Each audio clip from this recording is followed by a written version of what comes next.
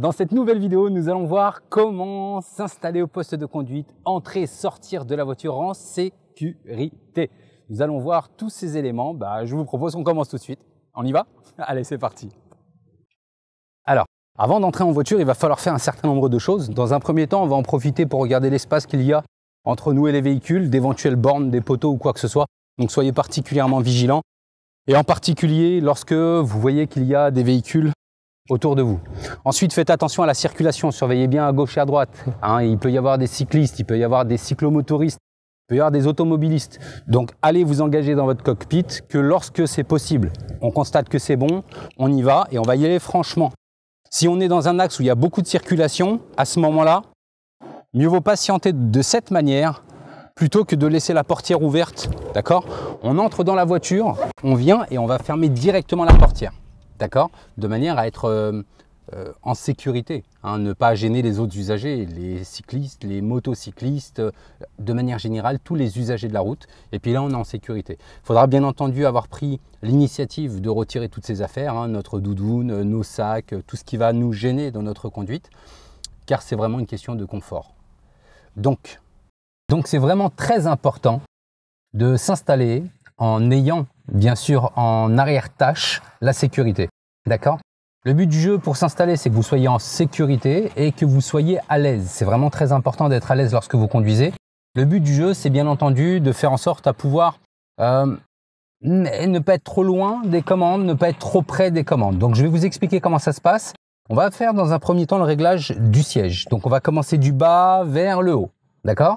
On va essayer d'être méthodique du bas vers le haut. On va commencer par le siège. Donc, on va aller récupérer la commande qui se situe juste ici entre mes jambes. On va tirer dessus et pourquoi pas s'agripper au volant de manière à ne pas partir complètement et sortir du cadre. Donc, le but du jeu, ça va être de reculer ou d'avancer votre siège. Votre jambe devra être mi-fléchie, mi-tendue. D'accord? Donc, vraiment entre les deux. Donc, pour être certain, vous allez utiliser la pédale d'embrayage. Vous allez appuyer à fond sur la pédale d'embrayage. Lorsque vous utilisez la pédale d'embrayage, donc avec votre pied gauche, en appuyant à fond sur la pédale, votre jambe ne doit pas être tendue, elle ne doit pas être complètement fléchie. D'accord? Il faut que vous soyez dans cette position-là, une position relativement confortable. On arrive à appuyer complètement sur la pédale d'embrayage. Une fois que c'est fait, on va pouvoir régler la hauteur du siège. Donc la hauteur du siège, elle va se régler avec la petite manette que nous avons juste ici. Donc le principe, il est simple, on va tirer sur la commande et c'est à peu près la même chose dans toutes les voitures. D'accord? Alors, ou ça va être une tirette, ou ça va être une roulette. Donc, une roue à tourner ou une tirette à tirer. Donc, on n'hésite pas. Le but du jeu, c'est que vous ayez une position qui soit suffisamment haute, de manière à pouvoir voir un maximum d'informations sur la route. Et vos yeux doivent être situés environ à mi-pare-brise. D'accord? Au milieu du pare-brise. Le but du jeu, c'est que vous ayez suffisamment de hauteur pour pouvoir voir tout ce qui se passe. Parce que dans une position basse, c'est pas comme ça que ça se passe malheureusement. Une fois qu'on a réglé le siège, la hauteur, on va s'occuper du dossier. Alors le dossier, c'est la petite commande qui se trouve juste là. Donc pour le coup, c'est une roulette. On va la tourner, la tourner, la tourner, positionner notre dos. Et tout de suite, on va se rendre compte que là, on n'est pas dans une position vraiment confortable. D'accord? Donc on va essayer de se rapprocher. Donc je vais rapprocher mon dossier en tournant la commande. Et puis ensuite, pour vérifier, ce que je vais faire, c'est que je vais placer cette partie de la main. Donc l'articulation du poignet, je vais la placer au-dessus du volant. D'accord? Et puis, je vais placer l'autre main juste au-dessus aussi. Si j'ai les bras trop tendus, ça veut dire qu'effectivement, je suis loin de mon volant. D'accord? Donc, je vais faire un petit effort pour me rapprocher. Hop là. Ok, mes deux épaules, elles sont bien collées à mon siège, à mon dossier. Je suis très confortable, à l'aise. Mes bras sont fléchis de manière à pouvoir être souple et ne pas hésiter à manipuler le volant sans aucune difficulté. Donc vous l'avez vu, siège, dossier. Ensuite, on a la possibilité de régler le volant en profondeur, donc en allant récupérer cette commande qui se trouve juste ici. Donc on la manipule, donc en général c'est là ou bien juste en dessous du volant en fonction du modèle de voiture que vous aurez. Et puis après, vous allez avoir la possibilité de le régler en profondeur et puis de le régler en hauteur. D'accord? C'est comme ça pour la majorité des véhicules. Et cette commande va vous permettre de venir optimiser votre réglage. Vous l'avez vu tout à l'heure, on était tendu. Maintenant, tout se passe super bien. D'accord? Donc on a réglé le siège, on a réglé le dossier, on a réglé le volant. Ce qu'on va faire maintenant, c'est qu'on va s'intéresser un petit peu à nos passagers. On va s'assurer qu'ils soient bien installés. Je vous rappelle qu'un enfant de moins de 10 ans n'a pas le droit d'être positionné sur le siège avant.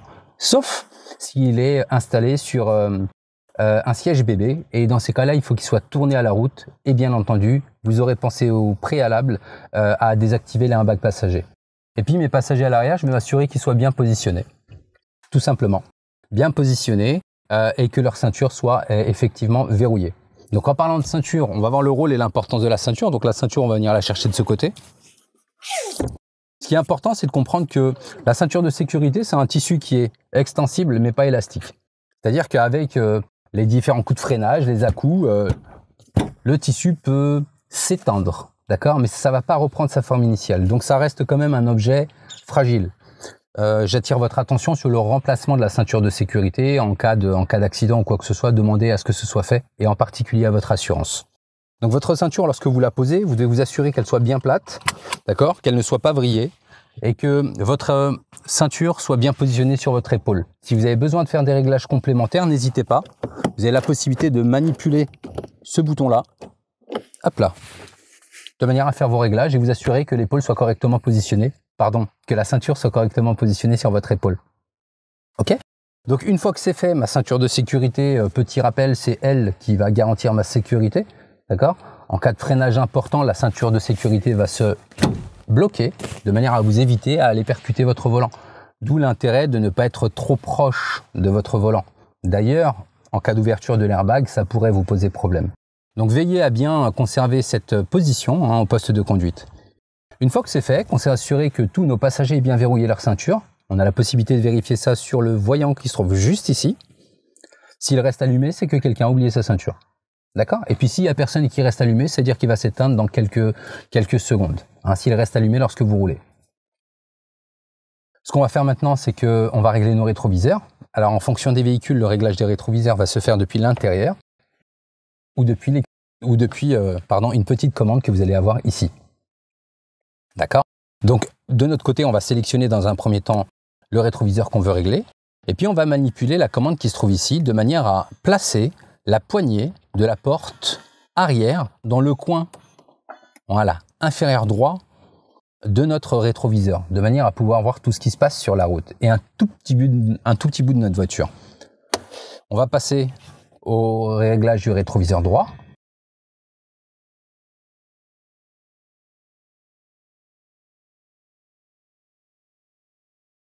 Et on va faire exactement la même chose, on va venir positionner la poignée de la porte arrière dans le coin inférieur droit. Vous voyez que ça m'offre une visibilité mais complète. Tac. Une fois qu'on a réglé notre rétroviseur, on va régler le central. Donc le rétroviseur central, il va s'utiliser avec deux mains, d'accord, de manière à pouvoir le régler efficacement. Et puis on va venir régler le rétroviseur de manière à voir toute la plage arrière. Et en particulier, vous allez pouvoir apercevoir dans votre rétroviseur les appuis-têtes, donc les trois appuis-têtes en position basse, et vous voyez complètement dans votre vitre arrière. Donc vous avez vu, on est entré en voiture, d'accord? On est entré en sécurité, on s'est installé de manière à favoriser la sécurité. Nous avons réglé notre siège, nous avons réglé notre dossier, nous avons réglé notre volant, mis notre ceinture et assuré la sécurité à l'intérieur de l'habitacle. Ce qu'on va faire maintenant, c'est qu'on va essayer de voir ensemble comment est-ce que ça se passe pour quitter le véhicule en sécurité. Alors, il va falloir dans un premier temps retirer la ceinture, c'est une évidence. On décrafe notre ceinture, on s'assure d'être complètement détaché et puis ensuite on va essayer d'ouvrir la porte avec la main droite. Ce qui implique que vous placiez votre main dans la petite poignée et la porte, vous allez l'ouvrir avec la main droite. Ça va vous permettre de pouvoir récupérer la portière de manière aisée au cas où un cycliste viendrait par exemple, au cas où vous ayez besoin de refermer la portière. D'accord? Donc toujours en plaçant la main droite, la main gauche va ouvrir la porte, tac, et on tire dessus.